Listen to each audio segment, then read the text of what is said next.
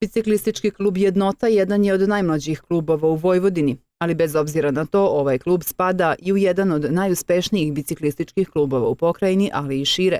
U Jednoti treniraju svi uzrasti, od poletaraca do najstarijih uzrasta, a članarina u ovom klubu se ne plaća. Uglavnom gledamo da i mi isfinansiramo što se tiče opreme, bicikla, puta.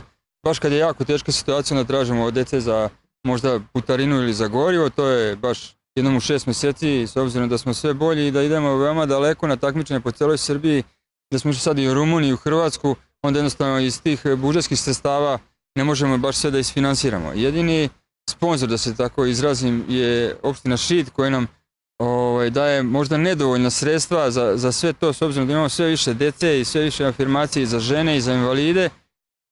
Nadamo se da će to u nekom budućem periodu biti još bolje. Bolje iz godine u godinu jeste, ali mi smo jedan od najboljih sportskih kolektiva u Šidskoj opštini i nadamo se da će i neki sponzori da se jave. Finansije su uvek problem, uvek je teško, sada smo baš u nekim dugovima s obzirom da smo mi bili na Balkanijadi. Naše najbolje takmičarke trenutno nalaze se na kamp pripremama u Beogradu za drumsku Balkanijadu koji će se održati već početkom narednog mjeseca u Kavadarcima u Makedoniji. Sve to treba isfinansirati, loše su nam i gume i biciklovi, oprema isto tako dotrajala, sve više dece i stvarno muku mučimo sa finansijama koje je jako teško je doći do njih. Da je tako potvrđuju i roditelji koji također smatraju da bi lokalna samouprava, ali i država trebalo više pažnje da obrate na ovaj klub. Situacija bi možda bila bolja i nešto lakša, bar kada bi uslovi za treniranje bili bolji.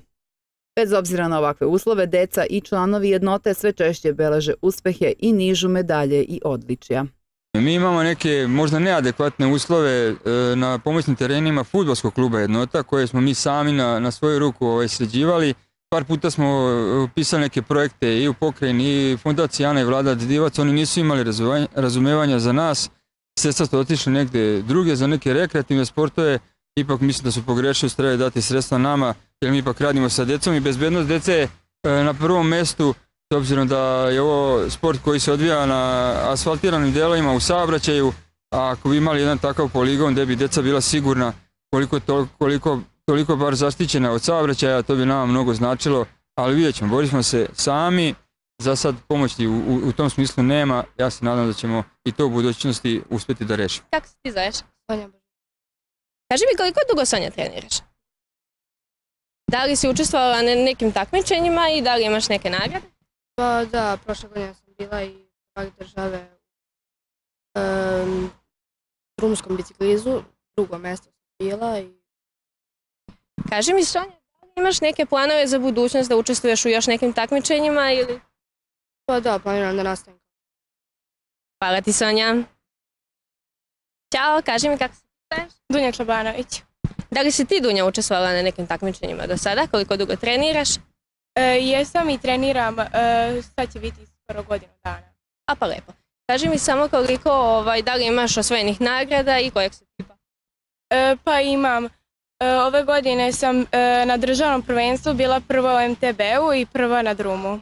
Prema rečima trenera, poseban kuriozitet jeste da ovaj biciklistički klub radi i sa osobama sa invaliditetom koje nastupaju u parabiciklističkim trkama. Poseban akcenat stavljen je na devojčice i žene, a da i u tome imaju uspeha pokazuje činjenica da su sa posljednjeg takmičenja Balkanijade, koja je održana u Rumuniji, od 7 medalja, 6 medalja osvojile žene, a od toga 4 Šida.